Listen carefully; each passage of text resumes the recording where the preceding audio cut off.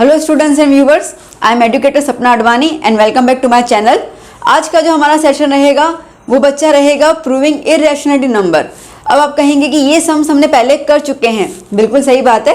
इस कॉन्सेप्ट को लेके हम लोगों ने 2 वीडियो बनाए हुए हैं, जिसमें आपने फर्स्ट वीडियो में देखा था कि कॉन्सेप्ट अप्लाई कैसे करना है सब सम के अंदर, क्या क्या क्राइटेरियाज थे जो हम लोग को ध्यान देने होंगे, और फिर दूसरे वीडियो में हमने प्रूव किया था √3 इज एन इरेशनल नंबर। तो बेसिकली हम लोगों ने अभी तक टाइप 1 के जो सम्स है वो देख लिए।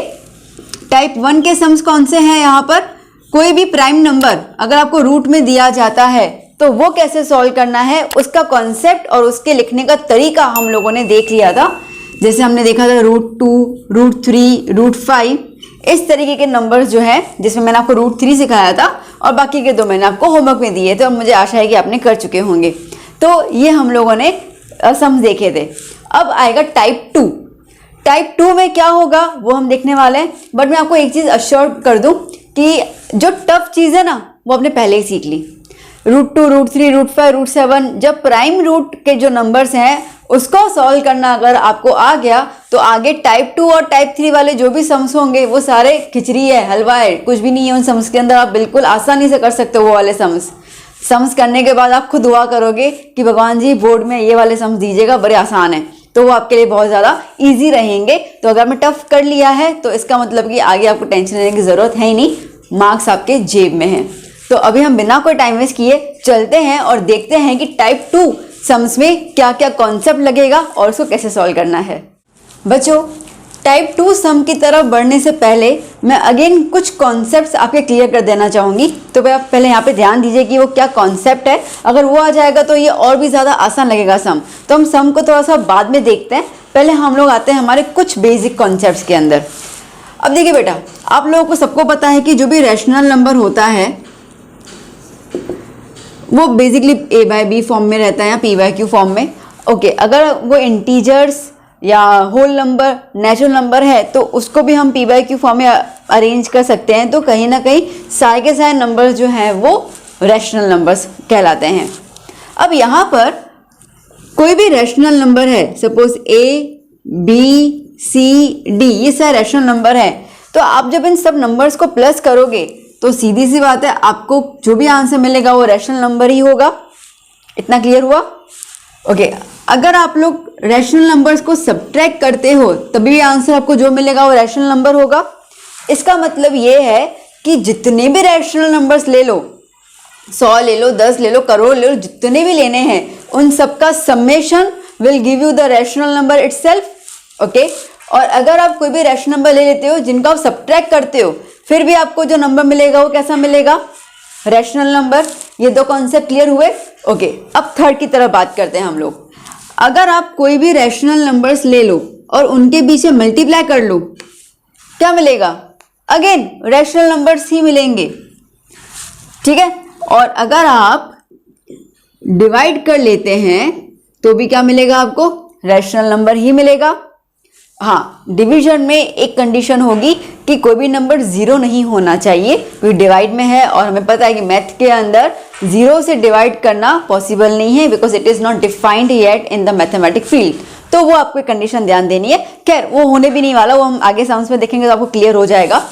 तो बेसिकली अभी हम लोगों ने ये देखा, सुनना, कि जितने भी रैशनल नंबर्स हैं अगर हम उनको सबको प्लस करते हैं we will get rational number, the result will be rational number itself. Done.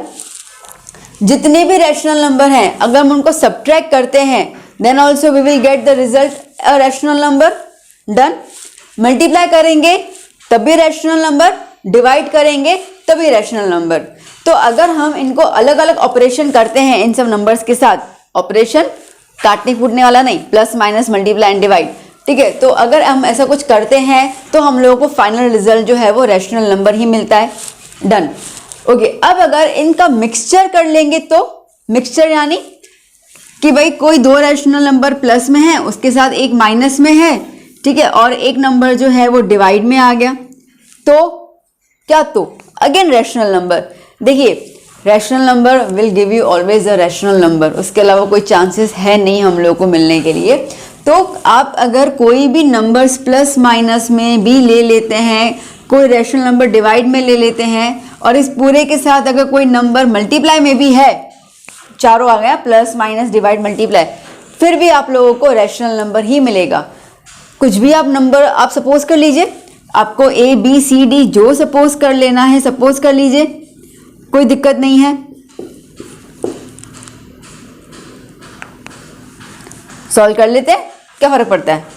3 + 5 8, 5 - 2 sorry 3 + 5 8, 8 - 2 6, 6/7 × 8, जो भी आंसर आया 48/8 रैशनल नंबर हुआ। डन। तो इन शॉर्ट अगर हमारे पास रैशनल नंबर्स हैं तो उनके साथ प्लस माइनस मल्टीप्लाई डिवाइड कुछ भी कर लीजिए, आपको रैशनल नंबर ही मिलेगा, और ये यहाँ का इम्पोर्टेंट पॉइंट है। Done, sure. कोई दिक्कत हो कुछ हो तो चैट बॉक्स में ज़रूर पूछेगा, होनी तो नहीं चाहिए क्योंकि ये बहुत आसान सा है, क्लियर हो चुका होगा। तो अब हम लोग चलते हैं हमारे सम की ओर। आइए बेटा, अभी हम देखते हैं कि सम हमसे क्या कह रहा है प्रूव करने के लिए। तो सम हमसे ये कह रहा है prove that 7√5 is an irrational number, ये हमें प्रूव करना है, और हमें दिया हुआ है कि √5 क्या है, इरेशनल ही है, ये हमें गिवन में है। ठीक है, तो अब हमें एक्चुअली प्रूव करना है 7√5 इरेशनल।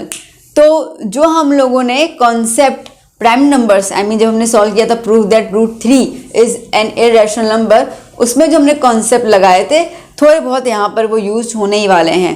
अब आपको पता है कि 7√5 जो है वो इरेशनल प्रूव करना है, तो जब भी हम लोगों को कोई नंबर इरेशनल प्रूव करना होता है तो हमारा फर्स्ट क्राइटेरिया क्या होता है, उल्टा बोल दो। ठीक है, कॉन्ट्राडिक्शन। तो यहाँ पे फिर वही स्टेप शुरू करेंगे कॉन्ट्राडिक्शन वाला जो हमने लास्ट सम में किया था। तो अभी हम लोग देख लेते हैं यहाँ पर। So let's start with the solution. क्या होगा यहाँ पे, let's assume 7√5 is a rational number।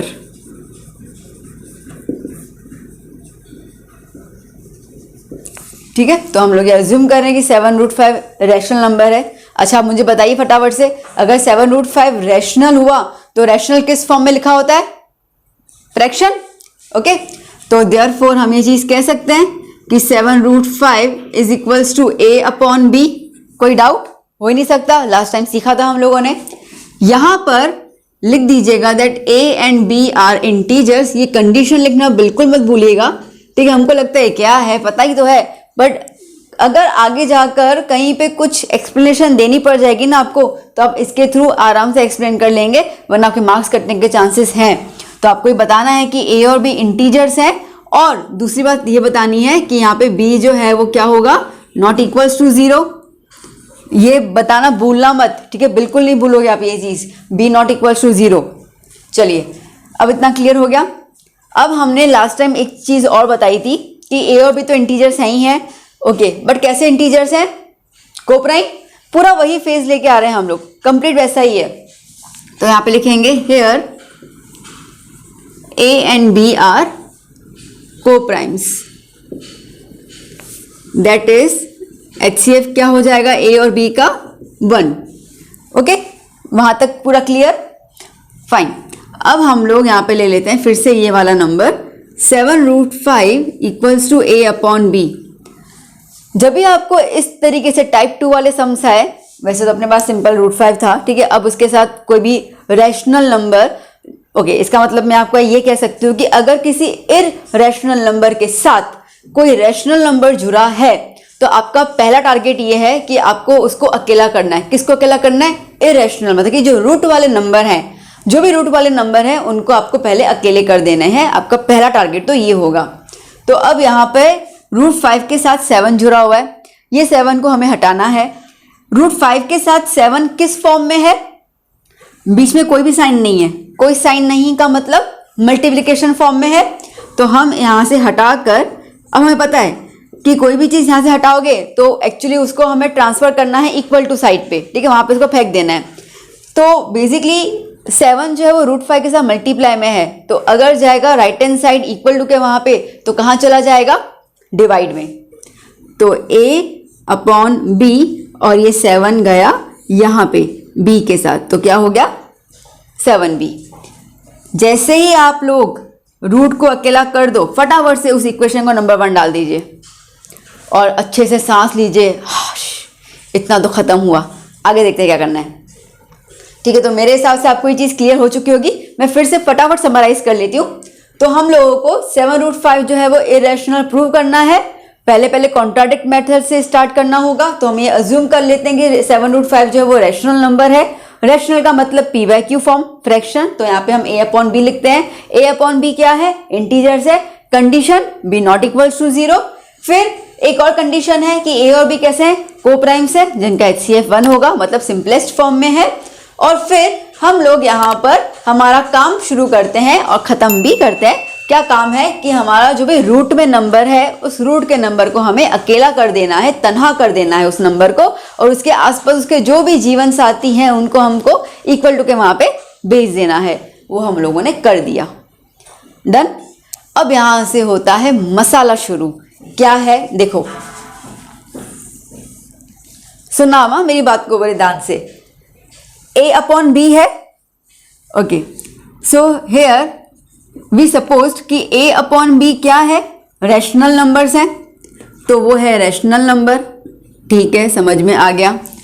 अब मैंने आपको एक और चीज़ बताई। क्या बताई मैंने? कि अगर कोई भी नंबर रैशनल नंबर के साथ मल्टीप्लाई होता है, कौन सा नंबर? रैशनल नंबर इटसेल्फ, है ना। 7 क्या है? रैशनल नंबर है। तो जब दो रैशनल नंबर मल्टीप्लाई होंगे, क्या मिलेगा हम लोगों को? रैशनल। इसके पहले हमने जस्ट वो कॉन्सेप्ट देखा था। अच्छा, अगर तुम ऐसा भी सपोज करते हो कि 7 जो है वो a के डिवाइड में है, तो a क्या है? रैशनल नंबर, इंटीजर मतलब रैशनल नंबर। तो डिवाइड कौन कर रहा है? 7। तो आंसर क्या आएगा? रैशनल। इसका मतलब यह है कि जब a अपॉन b के साथ हम लोग 7b जोड़ देते हैं, तभी भी हमको क्या मिलेगा? रैशनल नंबर मिलेगा। आया ना समझ में? मैं फिर से कह रही हूँ, सुनना ध्यान से, अगर नहीं आया हो तो बहुत इंपॉर्टेंट चीज़ है ये। हम लोग बेटा यहाँ पे ये कह रहे हैं कि a अपॉन बी इंटीजर है और a upon b rational numbers हैं। Integer is equal to rational number. ठीक है, तो a upon b rational number है, वो हम बोल दे रहे हैं। और हमने जस्ट क्वेश्चन शुरू होने से पहले कॉन्सेप्ट देखा था कि कोई भी रैशनल नंबर के साथ अगर आप कोई भी दूसरा rational number multiply, divide, plus या माइनस करते हैं, तो आपको रिजल्ट क्या मिलेगा? Rational itself. तो यहाँ पे 7 जो है वो b के साथ मल्टीप्लाई में जा रहा है, a के लिए वो डिवीजन में है। मतलब कुल मिला के जो 7 रैशनल नंबर है उसके साथ ऑपरेशन हो रहा है डिवीजन और मल्टीप्लिकेशन का a बाय b के साथ। तो फाइनली हमें आंसर क्या मिलेगा? Rational number itself. तो यहाँ पर हम लोगों ने ये बोल दिया, सुनना, हम यहाँ पे ये कह रहे हैं कि a अपॉन 7b ये जो पूरा नंबर है, हमने क्या प्रूव कर लिया? Rational number. इस पूरे नंबर के बराबर में नंबर है √5। तो इसका मतलब क्या हो गया? तो देयरफॉर हम ये भी तो कह सकते हैं कि √5 is also a rational number. क्यों है रैशनल नंबर भाई? क्यों? Because equation number 1, equation number 1 में आप खुद ही देख लो कि इसको अगर हम लोग रैशनल नंबर कह रहे हैं, क्योंकि जो है भी, हम गलत नहीं है यहाँ पे, रैशनल नंबर है भी, तो इसके बिल्कुल बराबर में √5 है, तो वो भी रैशनल नंबर होगा। बट किंतु परंतु ये है कि क्वेश्चन में हम लोगों को दिया हुआ है, फैक्ट दिया हुआ है कि √5 इरेशनल है। पता कट गया हमारा, हमें यहीं चुप हो जाना पड़ जाएगा, क्योंकि यहाँ पे हो गई हमारी गलती। क्या गलती हुई? कि हम लोगों ने जो अज्यूम किया, ठीक है, वो गलत है। और 7√5 क्या है? 7√5 इरेशनल नंबर ही है। तो हम यहाँ पे इस तरीके से मेंशन करेंगे, but √5 is an irrational number that is given, so therefore our assumption is wrong या contradict, जो भी तुम्हें लिखना है। okay, so our assumption is wrong since √5 is irrational. So therefore 7√5 is an irrational number. That's it, answer. ठीक है, मैंने कहा था ना आपको कि ये एक्चुअली हलवा है पहले कंपैरिजन में। कहाँ कुछ किया हम लोगों ने, कुछ भी तो नहीं किया, सिर्फ इसको रैशनल के फॉर्म में लेके आ गए, एक दो लाइन लिख दी, फिर वहीं हमने बता दिया कि हमारा अजम्पशन गलत है। तो इसके लिए अब आप करेंगे, ठीक है, अभी आप दुआ करेंगे भगवान से कि ऐसे ही सम दे देना भगवान जी, फटाफट से खत्म हो जाएंगे, कोई टेंशन नहीं है। अच्छा, अब इसके अंदर बहुत सारे बच्चों की क्वेरी आती है, मैंने देखा हुआ है कि बच्चे ये पूछते हैं कि मैम अगर √5 नंबर जो है इरेशनल गिवन नहीं हो तो क्या करना होगा। As per your NCERT text book और उसमें जो एग्जाम्पल्स दिए हुए हैं, अगर हम उनको देख के कंक्लूजन लेके आए तो कंक्लूजन ये है कि आपको फिर बता देना है बट द फैक्ट। यहाँ पे मैंने क्या लिखा, but √5 is an irrational number given, it is given. आप क्या लिखोगे, but as we know the fact, जो हमें पता है फैक्ट कि √5 इरेशनल है, इसके लिए हमारा अजम्पशन जो है वो कॉन्ट्राडिक्ट हो जा रहा है। तो वहां पे आप फैक्ट वर्ड यूज करोगे as per your NCERT text book. अच्छा, किस किस स्कूल में आपके जो टीचर्स रहेंगे वो ऐसा भी कहेंगे कि नहीं यू हैव टू प्रूव। अगर वो प्रूव करने के लिए कहते हैं कि आपको गिवन भी नहीं है और आप फैक्ट का भी यूज नहीं कर पा रहे, आपको प्रूव करना है, तो फिर भैया आपको करना ही होगा, क्योंकि मार्क्स तो टीचर्स को ही देने हैं। बट टेक्स्ट बुक के एग्जाम्पल के अनुसार आप इस तरीके के सम्स के अंदर, टाइप 2 सम्स के अंदर प्रूव ना करें तो चल जाता है। एक बार टेक्स्ट बुक में एग्जाम्पल जरूर देख लीजिएगा, आपको उसमें प्रूव करने के लिए नहीं कहा गया है और उसमें दिया हुआ भी नहीं है कि this and this number is an irrational given, but then to थोड़ी बहुत मर्जी टीचर की चल जाती है। तो ऐसा हो तो आप प्लीज़ उसको सॉल्व कर लीजिएगा। अच्छा, सॉल्व करने का तरीका तो आपको पता ही है, हमने लास्ट टाइम देखा भी था जो हमारा वीडियो था, तो सेम चीज़ आपको वहाँ पे उतार देनी है और आपको प्रूव कर देना है। ओके, अब हम लोग एक आध और सम देख लेते हैं, थोड़े और वैरायटीज़ के, ठीक है, जिसमें हम देखते हैं क्या क्या चेंजेस हैं, क्योंकि अभी तो हम लोगों ने सिर्फ एक साधारण सा सम लिया जिसमें 7 जो है वो √5 के साथ मल्टीप्लाई में है। अब ऐसे कुछ नंबर देख रहे हैं जिसमें कुछ प्लस में हो, माइनस में हो, तो क्या अगर हर एक टाइप का खाना खा लेंगे हम लोग तो कभी पछतावा नहीं होगा, नहीं है, ठीक है। तो अभी हम लोग एक और टाइप के सम देख लेते हैं।